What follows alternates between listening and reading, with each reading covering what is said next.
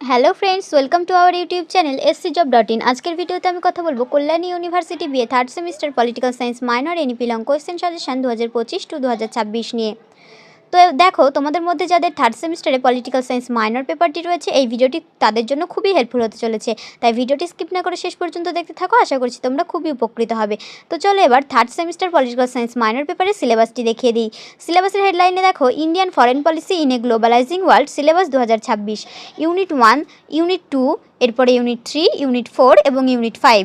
এবার আমি তোমাদেরকে সিলেবাস অনুযায়ী কোন কোন ইউনিট থেকে কী কী প্রশ্ন রয়েছে সেগুলি দেখাবো।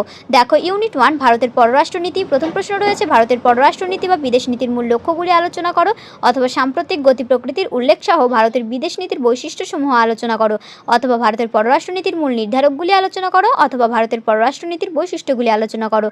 আমাদের সাজেশনে প্রত্যেকটি প্রশ্নের উত্তর খুবই সুন্দর পয়েন্ট আকারে দেওয়া রয়েছে। এত সুন্দর পয়েন্ট আকারে সাজানো কোয়ালিটি সম্পন্ন সাজেশন তোমরা কোথাও পাবে না।